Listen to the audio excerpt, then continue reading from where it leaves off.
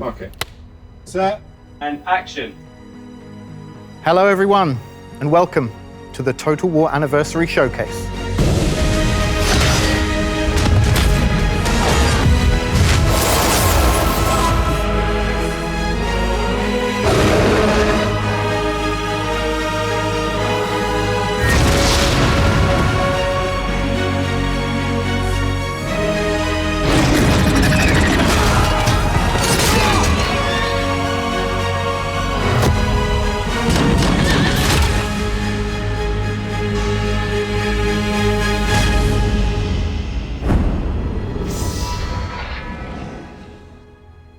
I'm Steve Coleman, Senior Community Manager across the Total War franchise. On behalf of everyone at Creative Assembly, we're thrilled to be here with you today to celebrate one truly monumental milestone, the 25th anniversary of this iconic strategy franchise. Throughout this year, we've been celebrating the legacy of Total War by shining a spotlight on each of the games that we've released since the year 2000. But today, we look forward to the future and the exciting next generation for the franchise. This showcase is your front row seat to everything we've been eagerly building behind the scenes. Across fantasy and historical Total War, we're working on a range of projects that span different eras, styles, and stages of development. And now, we finally get to share them with you. Whether it's long-awaited updates, bold new ideas, or glimpses into the future of Total War, there's something here for every kind of strategist. So without further ado, let's jump into things with a quick message from a true veteran of the studio. Someone who's had a part to play in almost every Total War game. Thanks, Steve. I first walked through the doors of Creative Assembly in November 1999, hoping to land my next role in game development. Little did I know that during my interview, I would be shown an early glimpse of Shogun Total War. Over 25 years later, you've conquered history's most pivotal eras, witnessing the fall of Rome, surviving the turbulence of the Middle Ages, and establishing empires at the dawn of the modern world. You've also crossed dimensions into one of fantasy's most iconic settings, conquering the vast Warhammer world with legendary warriors in conflicts that defy reality. Thanks to your support, we get to continue pushing the boundaries of what Total War is capable of. So whether you're a fan of our history or fantasy titles, throughout it all, our aim is and has forever remained the same, ensuring everyone playing our games is excited to take one more turn. Now, what better place to begin the celebrations than with an early look at what's to come in Total War Warhammer.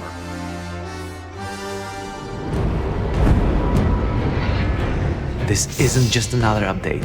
It's the end of the world. He's back. And this time, he's more determined than ever. Growing up, Warhammer was easily one of my favourite pastimes. I fondly remember buying countless copies of White Dwarf, reading the battle reports within, and dreaming of what I might buy from the mailer at the back of each magazine. Like me, many of my teammates at Creative Assembly share the same deep love for Warhammer and the hobby that surrounds it. And nearly 10 years into developing content for this incredible series, the excitement is as strong as ever. Each new character, faction or creature we work on brings fresh energy to the team. The diversity of the lore ensures that every faction is distinct in its design, filled with rich stories and larger-than-life personalities. It's that variety and depth that keeps the project exciting for us, and it continues to be an amazing world to help bring to life. When we first set out to develop this series, our aim was to do something that no other Warhammer game had done before, to create a definitive strategy game experience that spanned the four corners of this amazing fantasy world, with the aim of including as much of Games Workshop's iconic lore, characters, creatures, and key events as possible. It's certainly been a journey of a lifetime for us, one that we've loved sharing with you and hearing your experiences of forging empires, felling enemies, and venturing to the darkest corners of the Warhammer world. But we aren't ready for it to end just yet. Next year, we need you to join the forces of Order, Chaos, or the Undead for a war that will determine the fate of this world.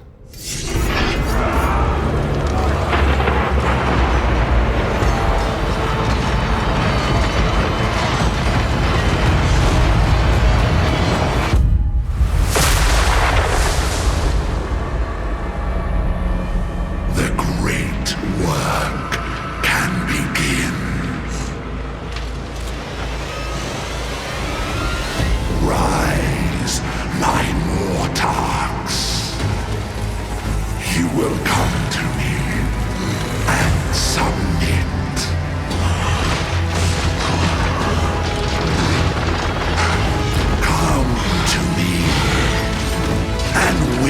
witness my ascension.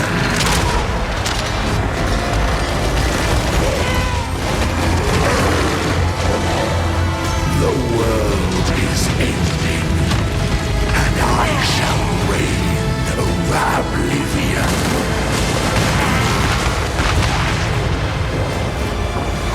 Come to me, and for eternity you will serve. Citra does not serve. Citra rules. So be it. I am death incarnate. This world will kneel.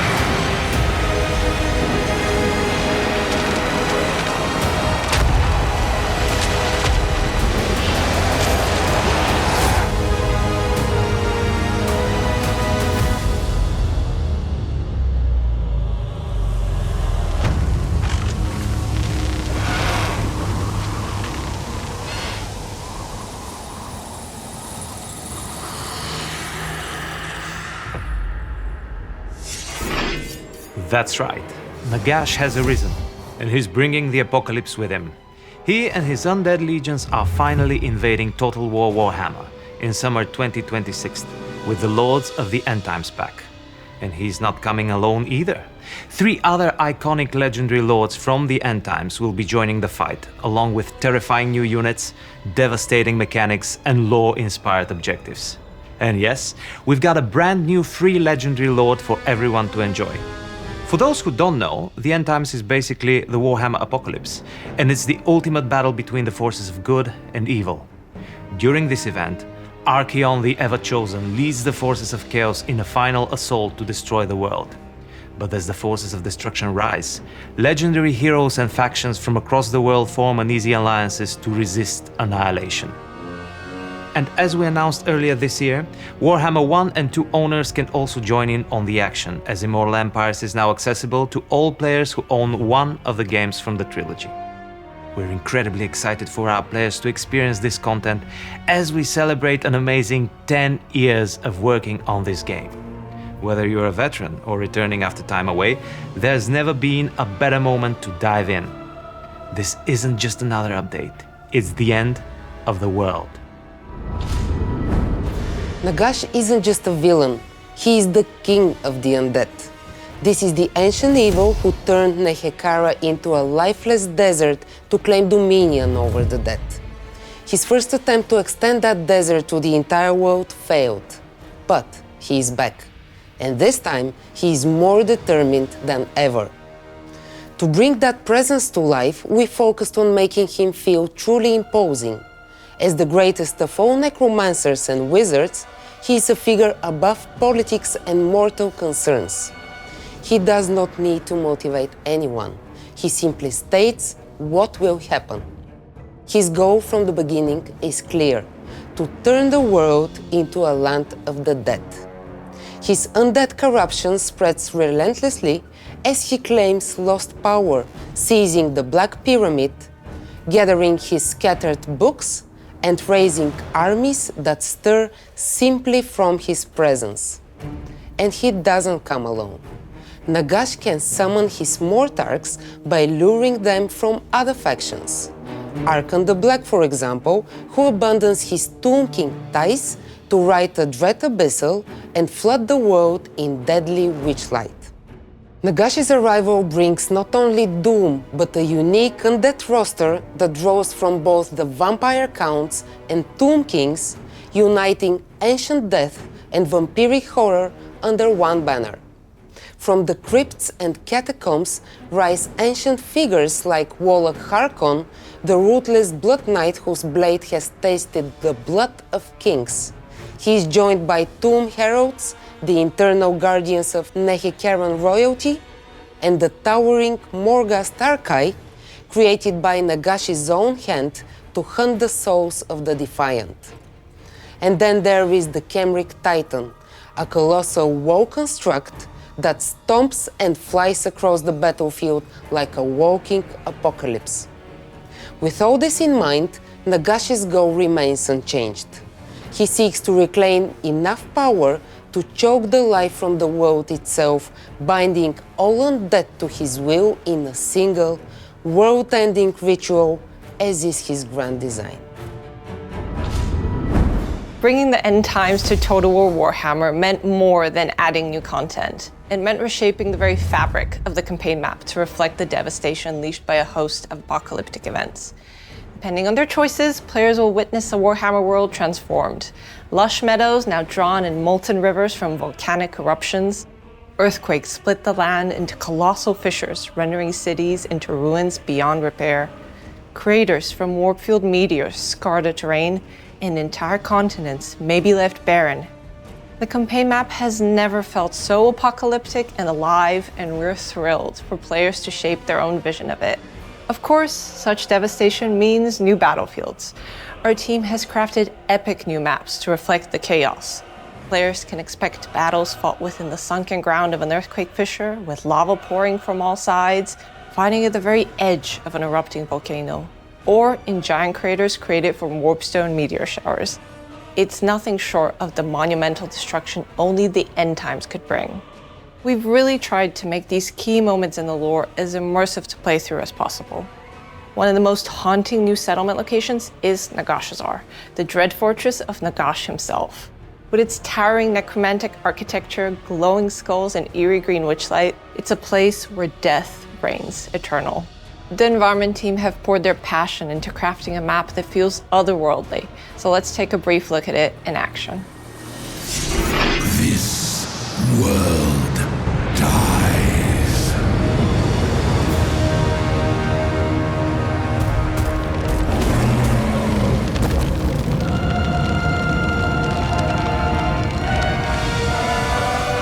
You let chaos claim it.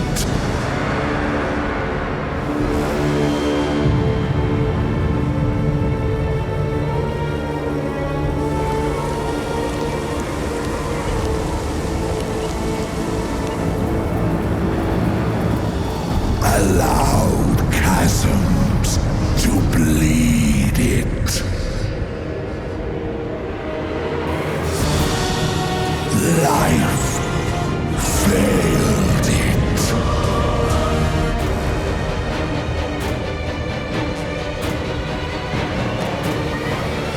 This world dies.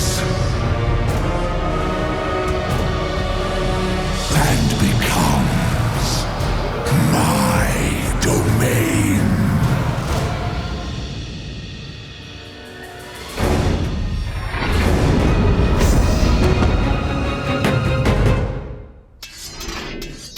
Hello there, I'm Lore Master of Sotek. You may be familiar with me from a Twitch and YouTube channel and other stuff where I talk about and focus on Warhammer fantasy lore and literature, amidst some other things. And today I'm going to be serving you as the Herald of the End Times. But I'm not alone, because I'm joined by Rich, Victor, and Todor, who you are likely familiar with at this point. And today we're going to be chatting about the Lords of the End Times. So to start us off, is this really the end for Total War Warhammer? Like, is this the final thing, which a lot of people have feared is going to be the case? No, absolutely not. This is just a moment in the Warhammer lifetime, and there's going to be more content still to come after this, I'm pleased to say. Excellent. That is what I very much like to hear. So getting into the actual content itself, what is the End Times going to be bringing to the game that's going to change our experiences for people that are familiar with Immortal Empires and have played hundreds of campaigns? What is the End Times specifically going to be doing to shake up the experience? So, first of all, we're bringing a set of characters. One of them we'll discuss a bit later here. And there is another significant update that comes to the Immortal Empires that aims to bring the End Times to your campaign while respecting the rules of the sandbox. So what we want to try and achieve is make the later stages of your campaign more interesting, like keep the choices impactful, keep the stakes high.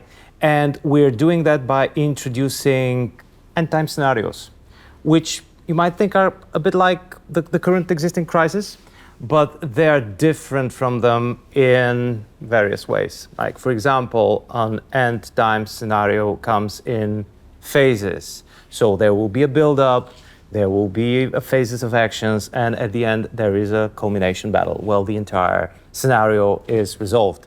And you might be able to overcome the challenge, the end times. You might be able to survive, or you might fail, and you might have to live with the consequences, or not live at all. An example of such a end time scenario is related to the most powerful necromancer in the world, who at some point might suddenly decide that he wants to exert his will over everything that has died. But to do that, he needs to make everyone dead. So this is something that you need to face and overcome. In addition to that, there are some significant changes while the end time scenario takes place to the visuals of the campaign and in battle, and also to the audio. So you will have all this different atmosphere related to Nagash or perhaps Archaon.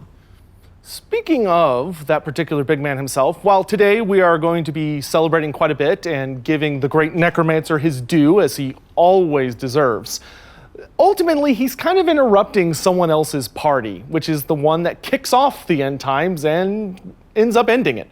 Archaon himself, is there going to be anything new, anything exciting that fans of Archaon can be looking forward to with the end times?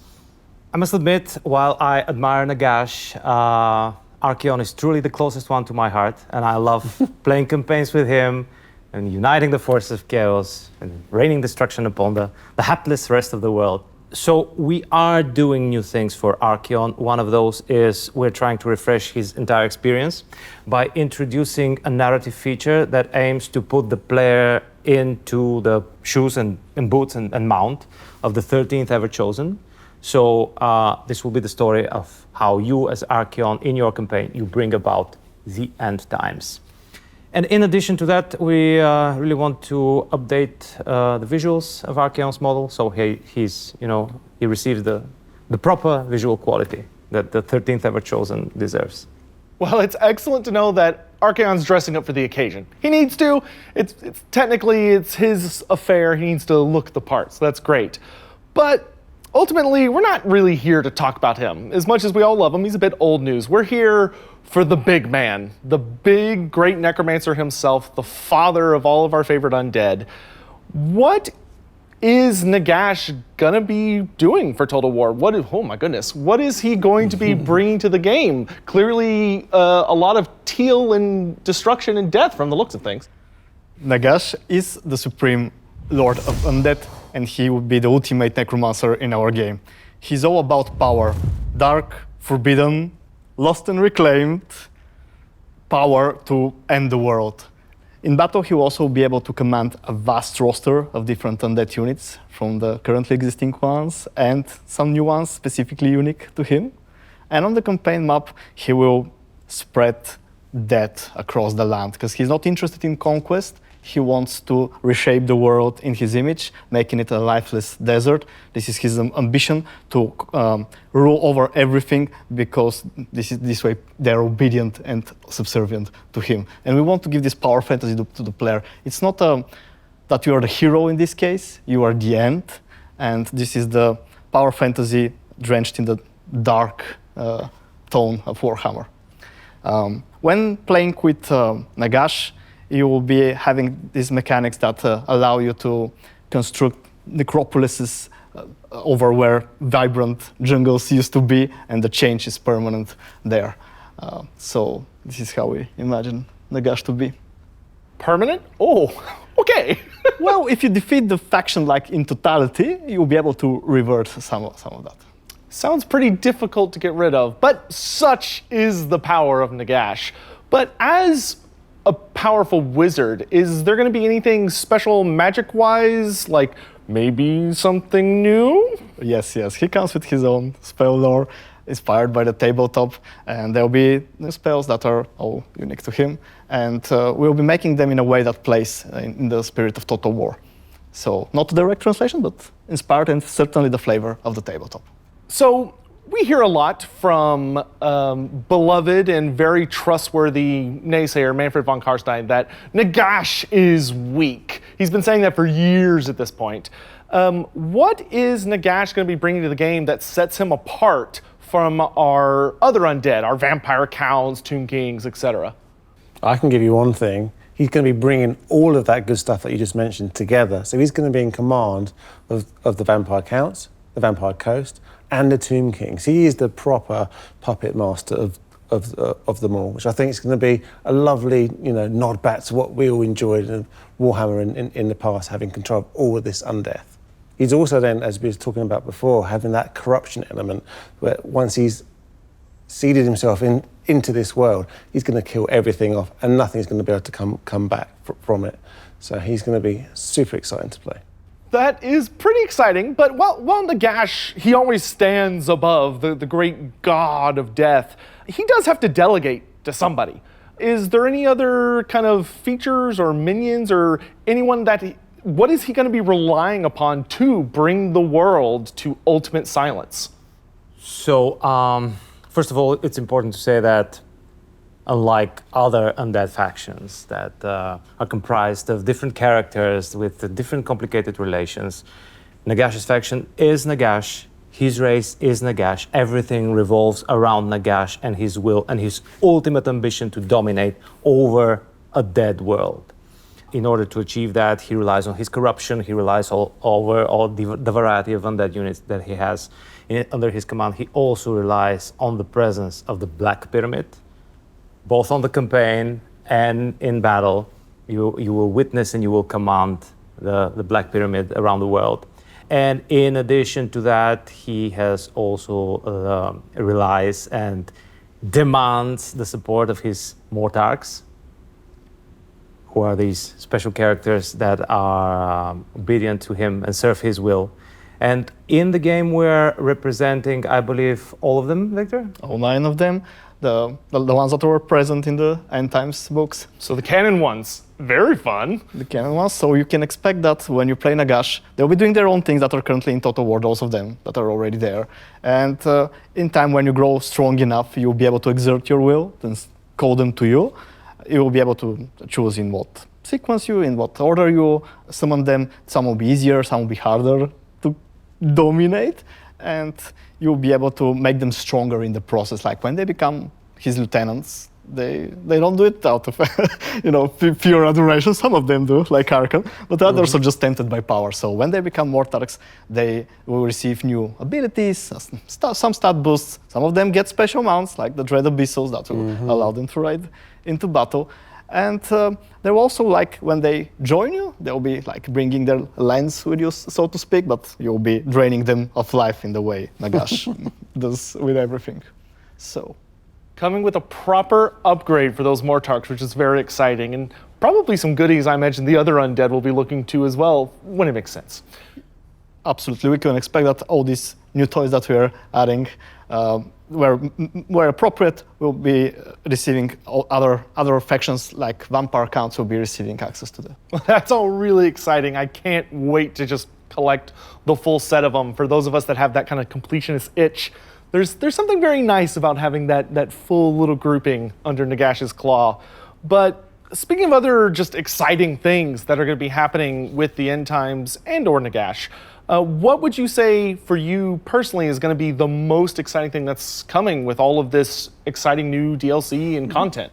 Well, one itch I've been wanting to scratch is to get the Realm of Chaos battlefields actually into Immortal Empires. As you know, they don't feature within that map at the moment. So this is a new way in which we want you to experience those larger-than-life, colourful battlefields that the Realms of Chaos each have.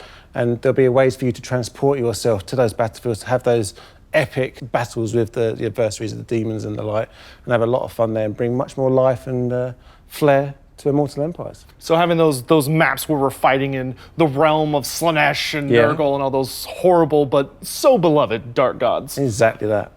Wow, just to build up a bit on that, for me as a player, some of the best battlefield maps we've done is in the realm of Chaos, and now that Immortal Empires have become the definitive way to experience Total War Warhammer, I'm kind of missing on those, so I'm glad we're adding them in. For me personally, the big thing with this DLC is cataclysmic events, or what we internally call devastation, which you can see. Oh, is that why Lustria and everything is burning and on fire horribly? We wanted to show the change in the world in a visual way that is more dramatic than what we currently can do with just corruption. You know, corruption changes a bit of the environment, but not to this extent. So we'd like, with 10 times scenario, for really truly epic, apocalyptic things to happen, like volcanoes erupting, fissures opening up, like bottomless chasms, and meteors falling down, splintered from the Chaos Moon. And we would like that to change the campaign map rather permanently, and to provide different gameplay there once that change happens. For certain, it will be triggered in some cases by the game. In some instances, the AI factions will be able to wield it like a super weapon. In some cases, the player themselves will be able to use them, but there will be examples in the lore we would like to really show visually, and also with music. We are writing bespoke music for those events. Like when a certain endgame scenario happens, you as a player will know you're in this moment that things are changing. Like the visuals of the campaign map will change, the mood there, the music, and just the color palette and the special effects around the campaign map will be different. And also, in the battle maps, there will be different skyboxes, like when the Chaos Moon more sleep is hanging low, close to the world. You'll be able to see that on battle maps, and all these new images and visuals we hope to really show the end times. Yeah, we got lava and wildfires and craters and pits, and so this will be affecting actual game. It's not just cosmetic. This will be affecting actual gameplay on the campaign. Yes. On the campaign map, the provinces will work in a different way after a cataclysmic event has happened to them, and there will be also different battle maps too. I'm okay with that, but our jungles. No. Realms of Chaos battlefields and Devastation is cool. I really admire them. What I'm most excited about personally is the narrative chains that we're preparing for the new lords we're introducing, and also some of the existing lords, to be perfectly frank. And I'm really, really curious and excited as a Total War player to see how we will be able to tell the story of Nagash's rise to power and his domination over the world, while still retaining the sandbox and retaining that player agency and the player choice. So regardless of which character you're picking, you'll have the ability to get involved in these storylines of like the rise of Nagash and stuff, even though you're playing such and such way on the other side of the planet. You can, if you want, you can get really involved with these storylines. Well, yeah, if you're not playing as Nagash, it's very likely that you will have to survive the rise of power of Nagash. Whereas if you play as Nagash, you will be the one that rises to power step by step while you are doing your conquest and your spread of corruption and the extinguishing of life around you. Excellent. So for a lot of us players, this is incredibly exciting, and there's a lot of changes and just wild things happening, and everything's quite literally on fire. And although we've touched a little bit on it, just to be kind of clear when it comes to the end times as an experience, this is still focusing on that sandbox experience of Total War Warhammer. It's not purely a narrative, but it has narrative aspects, but it's still sticking to the core fundamentals. Yeah, as you know, Total War is a storytelling machine, and we want players to be able to still tell their own stories through the sandbox nature that we offer.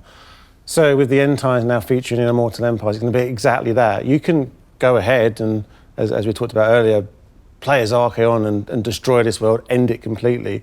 But on the flip side, we want to let you have those different stories, also things that maybe didn't happen, but you'd like to think how they might have played out, with Nagash taking over the world and bringing death to it, or whatever else you can think of for that matter. I know many people who are going to be hopping right into Karl Franz Saves the Day. Hope so. We're exploring different apocalyptic scenarios that could have ended the world in the canon, but didn't, because we all know Chaos won. But we're looking for other what-if possibilities that could have happened. Well, that is all extremely exciting stuff in my very, very biased but professional opinion. But beyond the end times, is there anything else we all can be looking forward to for Total War Warhammer? So, one very important thing that we're all quite excited about to announce is that with the release of the Lord of the End Times pack, you no longer need to own Warhammer 1 or Warhammer 2 or Warhammer 3 to experience the Immortal Empires. You can purchase just one of the packs and you will gain access to the Immortal Empires, where you can play with what you have purchased against everything else that's in the companion. So you can purchase just Nagash from your shirt, and you can play as Nagash from your shirt in the Immortal Empires and extinguish the life in this doomed world.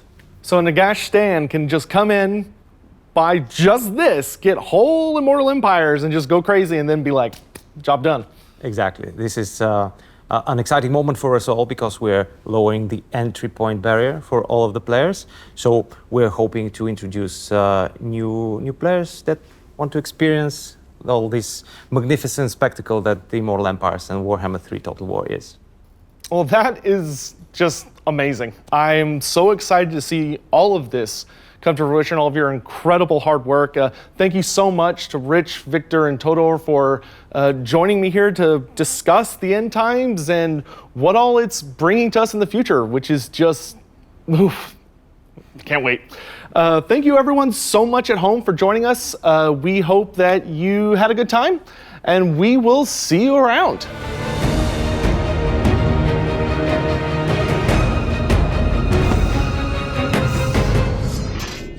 Total War has a long and storied history, and alongside the game announcements we're sharing with you today, we'd like to reveal more about the latest evolution of the game engine that will be powering our future ambitions. To give you more of an insight into what's going on, I'm joined by Ellie and Roberto from our core technology team. Guys, do you want to do a quick introduction? Maybe Ellie, just tell us who you are and what you do. Hi, I'm Ellie Corlander, and I'm the technical art director on Total War. Perfect, thank you. And Roberto? I'm Roberto Girali, and I'm the core technology director for Total War. Perfect. Thank you, guys, and thank you for joining me for this chat today. Thank you. So for those who maybe don't know, like me, what is an engine? What does the engine do for Total War? So it's the tools, it's the toolbox really of the game developers. It's the graphics renderer, it's core gameplay kind of components that the teams build upon to make our game experiences unique. It's the animation system. There's a lot of core features that all of Total War games actually benefit from, and we build upon those in our unique products. Why is Total War's engine so important? Well, the engine is the foundation for all our titles, and when we saw the incredible lineup ahead of us, we decided that we needed to level up our technology to support these fantastic visions. So it's quite an exciting challenge. We're a small team, we use proprietary tech, but we're really excited to bring something new to Total War. And so today we're happy to reveal the new iteration, the new evolution of the game engine, Warcore, and we'd be happy to talk about it today. Yeah, so I just wanted to talk a little bit like the current version of our engine. We started evolving that from 2009, and all the products you've seen since then. We've been iterating on that engine, but we realized that with the lineup of games we had and the features we wanted to deliver, we really had to redesign some of those foundations. So this is taking what Total War is at its core and then taking it to that next level, like you said, leveling up, right? What does this mean for Total War players? What can they expect to see and experience in future Total War games? We really wanted to upgrade the type of visuals you could see in the game, to keep, competitive with what everyone else is seeing in other games at the moment. Total War games are rendering so much on screen at the same time. You've got VFX, characters, massive battlefields. So many characters. We really had to rethink, how the techniques we use to render some of that stuff, because we wanted to upgrade the fidelity everywhere. Some of those things include new lighting techniques, dynamic shadowing. We've improved our screen space ambient occlusion, which means you're going to see much more fidelity in the self-shadowing of models on the terrain. Gives it much more realistic feel. the meshes and the textures now, because of improved rendering techniques, we're able to put more fidelity in those things and not compromise on that performance of gameplay. We also have looked at new rendering techniques for VFX, so where you see projectiles, there will be high fidelity because we've now got a new ribbon technology, which means we're not going to have so many overlapping particles. This means it's more performant and it means we can get crisper kind of projectile visuals. Nice. Yeah, our players may be familiar with Warscape, which is our renderer, and we've created a new version in Warcore powered by DirectX 12. So it's all going to contribute towards the overall immersion of what our battles are like, I guess, as well. And does this apply to campaign as well? So these kind of like new lighting abilities and things like that we'll have in the game, will people see that across both campaign and battle? Yes. Awesome. Yeah, yes, they will. It'll be across the renderer is kind of like a layer on top of the entire game engine, so you will see improvements in all areas. Awesome. On the battle side, we've actually decided to integrate Havoc and the physics system into our gameplay. It means that the buildings are more dynamically destructible. You can then use that as part of your strategic gameplay to sort of pathfind to new areas of the map. And the battle AI will also respond to this, so we've rehauled the battle AI to be also able to utilize all these new advancements and be more strategic as well. So you can use these like destructible environments to your tactical advantage, but also your enemies are going to be doing the same. Yeah. So, okay, that's interesting. Yeah, the battle AI now, it takes more it takes more of an advantage of reinforcements and more dynamic abilities as well. So it's really leveled up. Awesome. And what about campaign? Are we going to see a lot of advancements in that area as well? Yeah, we've put a lot of work into campaign. We've rewritten it to be modular so that each different game can really use these building blocks to create custom, amazing experiences. And with this, like the campaign AI goes hand in hand. So that will also evolve and use what we call a forward model. So it will simulate future states of the game to make better strategic decisions. What does this mean for animations then? So we've actually rewritten a lot of our animation system. It's now a graph-based node system, which means we can layer animation behaviors and create more variety and fidelity. Some of the things the players may see is more complex movement like strafing and more complex vehicle movement, something that we've been challenged with our previous version, but we wanted to do more and bring more to the gameplay. Yeah, the team has really done a great job, I feel, with our new animation system. And there's something else, right? Yes, of course. With Total War, quite a key part of it is blood and gore. We wanted to make this more visceral, more realistic. What we've done is rewritten some of parts of the dismemberment system, so you'll see more dismemberment, limbs popping off, interacting with terrain and sitting on the terrain, and yeah, very gory and I feel sorry for the mocap actors that. We didn't chop them off. Oh, okay. That's a relief. We've talked a lot about all these pretty awesome advancements that are going to be coming to Total War in the future. But Total War, of course, has a 25-year legacy on PC. Does this new engine allow us to look further afield in regards to the hardware we develop for? Oh yeah, we've been wanting for a bit now to expand our horizons and to bring our franchise to players regardless of the hardware they use. So we're quite happy that the new engine also allows us to take our future titles on PlayStation and Xbox as well as PC. Yeah. Fantastic. So we can finally allow console players to experience Total War. Yeah. But we're still going to be, of course, maintaining that same focus on the deep strategy ethos that we encompass, right? Yeah, absolutely. So we want to remain true to our soul. So we're not having like a knee-jerk reaction to put in our games on console. We absolutely want to. We love the Total War formula and the complexity, the depth, and this is something that we want to keep regardless of the hardware. So PC players, I don't think they'll see any major changes to the product they love because we love it as well. So yeah, going on console is really a way to expand also to other players. Great. What are we aiming to achieve with Warcore then? What's the goal of this new engine? Yeah, we wanted to give Total War the strongest foundation it ever had. But really here, we wanted to look at the future. So the engine now is at its infancy, so it will evolve and get better and better over time. But even now, yeah, we feel it's the most powerful foundation we've ever had.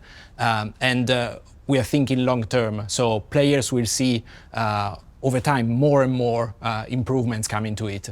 Yeah, like Roberto says, it's in its infancy now, but you will see improvements in terms of the rendering, in terms of things like destruction and all those interesting new features. But we want to build upon those in the releases we've got to come. We've got, you know, plans to keep iterating on those features. Yeah, I think players will already see something great, but you're really excited about what they can see even 2, 3, 10 years from now, and that's what we are trying to build, yeah. And it's also something we've built for our staff, so to give them more powerful tools, to be able to create even better games. So yeah, streamline our internal pipelines, make them more efficient. Okay, we really wanted to improve the developer experience. So we've worked on like unified tools and unified experience and workflows and improving that experience all around. Good for the players and good for the developers as well. Yeah. It's a win-win. Amazing. Well, thank you both for joining me for this chat today. Up next, we are going to be taking a look at what's to come for our historical players.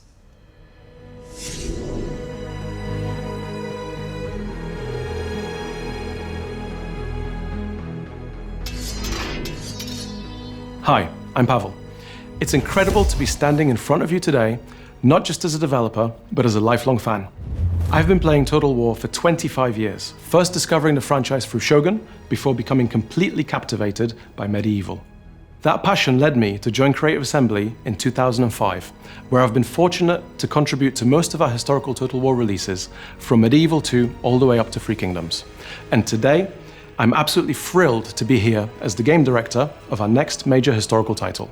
The franchise was created not only because of our love of strategy games, but from a deep love of history. From the very beginning, our goal has been to bring the past to life in immersive, authentic worlds, giving players a chance to relive and reshape it in a way only Total War can. We know that same passion for history lives in our community. You've been asking for a return to the roots of what made historical Total War so special, and that's exactly what we're setting out to do. So today, we're proud to reveal the next chapter in Total War's historical legacy. It's a game we've dreamt of making for a very long time. This is more than just a new game. It's the rebirth of historical Total War.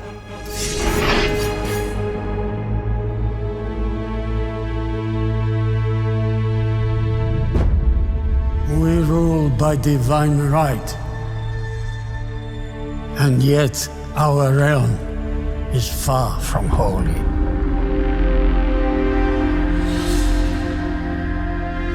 The armies we command paint red the map. Why fight when hearts and minds are easily swayed?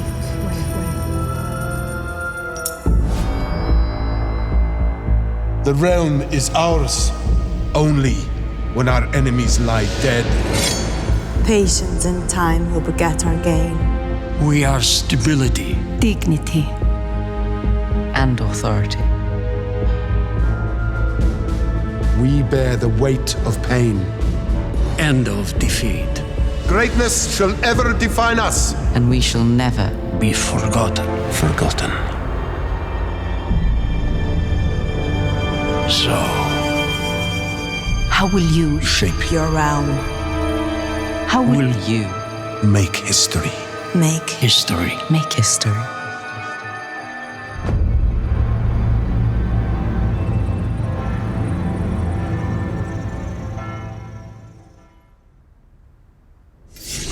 Yes, Medieval 3 is real. So many of you have long desired a sequel to this special series, and today we're thrilled to confirm that it's in early pre-production. The Medieval series holds a special place in the hearts of many, and this game will be both a tribute to its predecessors and a bold step forward. We're drawing direct inspiration from what made those past games unforgettable, and for it to herald the rebirth of historical Total War. Our vision for the game is ambitious, but clear. We want Medieval 3 to be the definitive Total War experience set in the medieval era. A game where you don't just relive history, you rewrite it. In gameplay terms, that means choosing your realm, forging your legacy, and altering the course of history with a level of player agency we have never achieved before in a Total War title. Now, we are in early pre-production with Med3, and we're announcing early to take you on our development journey with us, where we can, via blogs and other updates. We've never announced something this early before, and we are excited to engage with you throughout this journey. We have started to build the foundation for Medieval 3, and over time, we will be able to share more about the game as it comes to life. There's a lot more to come, and we can't wait to share it with you. So let's dive in and meet some of the team.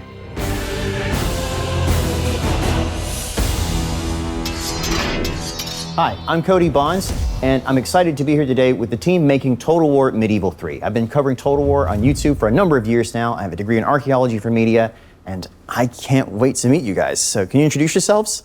Hey Cody, my name is Leif. I'm the creative director on Total War Medieval 3. And I'm Luke. I'm a senior game designer on Total War Medieval 3. People have been asking for Medieval 3 since probably the day after Medieval 2 released. What does it feel like to finally announce this game that people have been looking forward to for so long?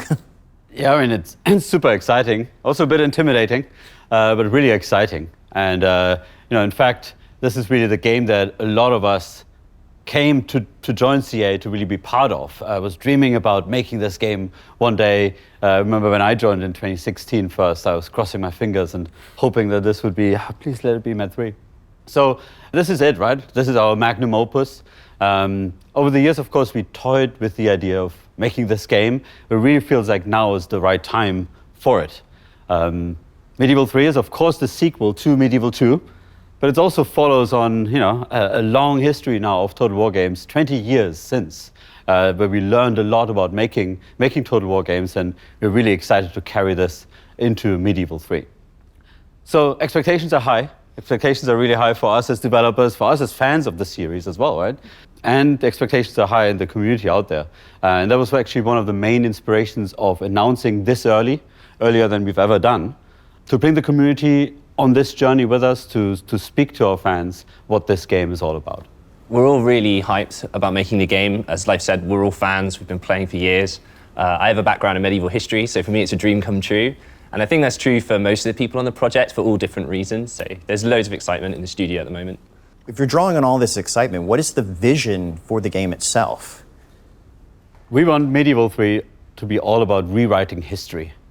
And Total War has always been about painting the map, your color, of course, and Medieval 3 will have that as a key element still, but it's no longer the single most important element of your game. Much more ways of how we want players to be able to reach through the window to the world and influence the world around them, and add more ways of how the world speaks back to the player and acknowledges the actions that the player has taken. What Kingdom of England will you create in your campaign? Playing as the Holy Roman Empire, will you be able to unite the empire, or will you perhaps accelerate the fragmentation and form an early Kingdom of Germany? And it's not just about your own realm, it's also about what happens to all the realms in the world. In your game, if the Byzantine Empire falls, what will the consequence be? And what about the world itself and the people that live in it? What about the dynamics of urbanization? What about the medieval estates? How will the world develop? So we want Medieval 3 to be that ultimate canvas to tell your own story and to rewrite history. So you're talking about the medieval era, but that can be quite wide or small era depending on who you ask. So when you say medieval, what do you mean in this game? What's the setting? I'll say we haven't fixed a start date yet, but we know that like Medieval 2, we want to set the game in the sort of high to late medieval period, 12th to 15th century, maybe a little bit either side. And I've always felt like the high and a little bit of the late period is really the most recognizably true medieval period. It has all the stuff that you might expect to find, like knights and castles. It has crusades, plague, of course. There's the big names like Barbarossa, Saladin, Eleanor of Aquitaine, and of course, Richard the Lionheart. In the east, you have these rising powers, the Ayyubids, the Mamluks, the Mongols, and later the Ottomans. And then in the west, there are these sort of slow and steady kingdoms forming and gaining power, like France and Castile. And then in Central Europe, the Holy Roman Empire is mired by civil war, and the Italian free city-states are forming these sort of bullish trade empires and stalking the Mediterranean. And then there's the sort of somehow still heartbreaking fall of the Byzantines, the East Romans, first at the hand of the Christians in the Fourth Crusade, and then later defeat by the Ottomans. So it's a really rich and vibrant period, and I think it's a great setting for us. I like to see it sort of as a chaotic world where people are trying to establish some sort of order onto it. So rulers are trying things out. They might be new things or old things. That could be an economic system or a military strategy or a political gambit. And they don't really know if it's going to work, but they try it anyway. And I find that really compelling. You see things like brotherhood and oaths of fealty, even chivalry, creating these sort of bonds that hold society together. So it's also a world of promise. And those promises are set in the context of people's personal ambitions. So the result is often just carnage, and what better setting for a total war game? It sounds like you're talking about the realm almost like as it's a person itself, not focusing on individuals, but as managing the whole kingdom. Yeah, I think for us it was really important to lean into the fact of that long time period and the progression and the amount of change that happened in the period. One thing we discussed was how in that time period, in the medieval time, there wasn't really the notion of nationhood or nations or states. But really, at the end of the medieval era, we are entering that realm of possibilities where you have something like nations forming. So it's really about these medieval realms finding themselves and defining themselves in that era. And it seemed like a great backdrop to give players that authorship, not just in a single lifetime of a ruler, but really in a line of succession that leads through the entire era. And there are these great dynasties to draw inspiration from, whether it's the Plantagenets or the Capetians. And I think one of the really nice things about this project is going back to total wars that run across decades and centuries rather than a smaller or shorter period of time. It gives us a lot of space to talk about these grand, sort of slow-moving historical processes, as well as the really sort of spiky moments, the drama and the excitement of the events that happen. One thing we sometimes talk about is how we want the game ultimately to feel very different in the early parts of your game versus the end.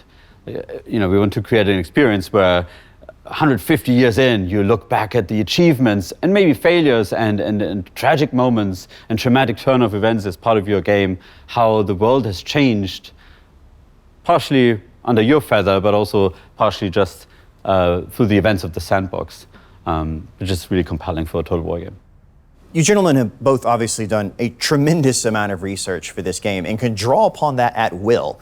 But how will that history help inform the gameplay experience? I'll go bold here and say I don't think there is gameplay without history. Whether you're making a fantasy game or a sci-fi game or historical, chances are that part of that draws a parallel to the past. So that might be a cool weapon or a unit or a whole feature set, but it probably is inspired from history. And I think that's what makes those gameplay features feel really fun to play. It's satisfying. They feel believable, they're grounded, they're real, even if they're a little bit fantastical. I think one of the cool things about working on a medieval game is that we have access to all these great sources, these manuscripts, these treaties and agreements, pipe rolls, artifacts, or the work of other historians that we can really draw on. And that directly goes into the content of the game. So that might be the weapons or the armor, the buildings, and we all love it when a TV show or a game gets the details just right. And I think we also kind of love it a little bit when they get it wrong too. But I think we can say that we want to make the most authentic Total War we've ever made. And that means going beyond the content. It's also about looking at historical relationships. So when you play our game, we want you to feel like you're in medieval shoes, that the problems that you're facing are the problems medieval people faced, and that the tools you have to solve those problems are the same tools that they had as well. So we look at the core systems of the game, like the economy or the recruitment or characters, buildings, and we think, okay, why did these work in the way that they did in the medieval period? Taking recruitment as an example, when you raise an army in our game, we want it to feel truly medieval. And where did medieval armies come from? Well, there aren't really standing armies, like in the modern day at least. It's probably more from oaths of fealty, from vassals to their lords. So we want you to feel like you're raising your banners, like you're mustering your forces or summoning the prince electors. And of course, it's not a PhD thesis, it's a game, and the fun definitely comes first. But if we can inspire people to look into history because of our game and maybe learn a thing or two, I think that would be great. And like, I got into history because of Total War, so it would be great to replay the favor. Yeah, I think we ultimately set out to make the ultimate medieval strategy sandbox, right? And for that, the simulation of the medieval world is really important. And like Luke was saying, the representation of the forces and dynamics, that's really key. It's absolutely important to get, the armor right and the details on the helmets, but really capturing the forces and dynamics that moved the world at the time and making sure the player feels them and interacts with them. That's really our key goal. There's so much you guys are juggling to get right in here. And there's so many cool elements that clearly are building on things from the past and looking at them in completely new ways. But what's the one key element you're really looking at to focus on here for your team? I think that's a really interesting one to pin down because there's so much excitement and passion in the studio and team for Medieval 3. There's a great anecdote where we were sharing some concept art with the wider Total War team, and a concept art was presenting some ideas around the upgrades of armor and how better techniques and more expertise in armor creation could be represented visually.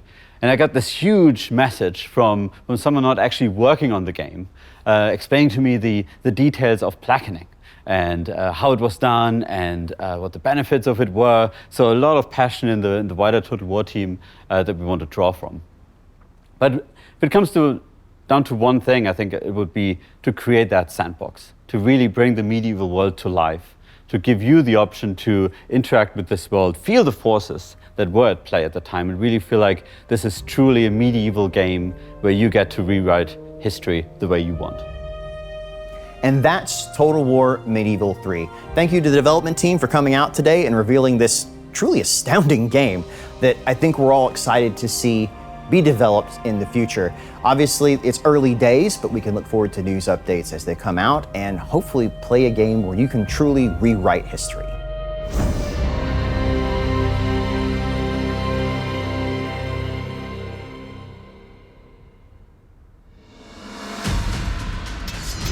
Getting to work in Total War is like nothing else. Working on Total War is definitely an experience. It's different every day.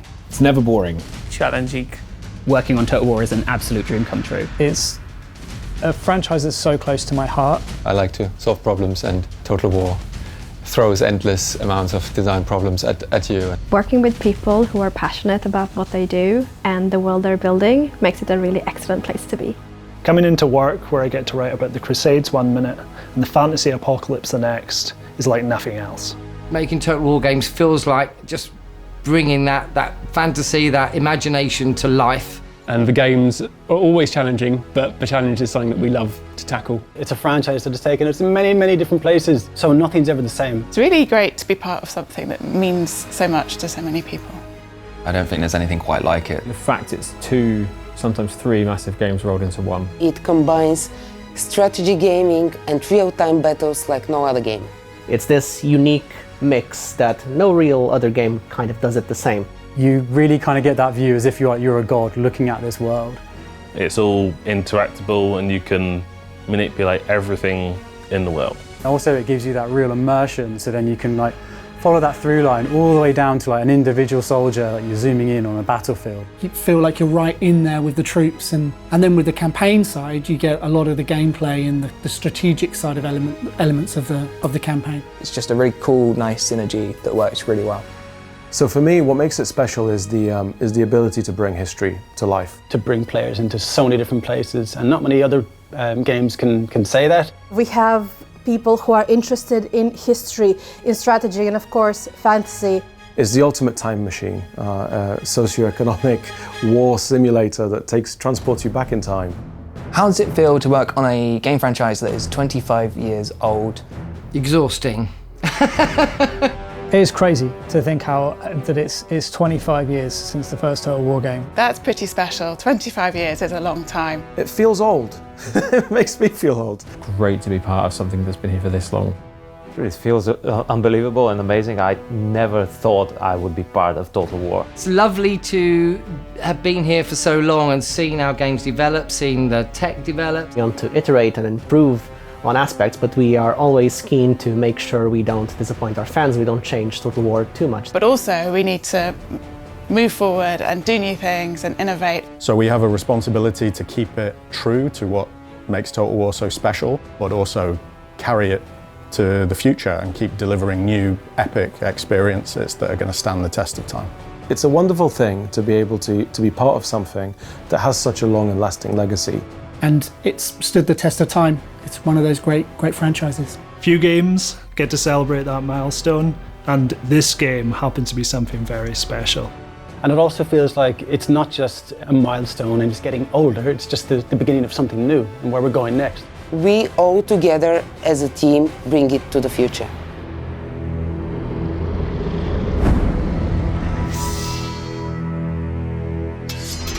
And that almost brings us to the end of our anniversary showcase. And what a celebration it's been.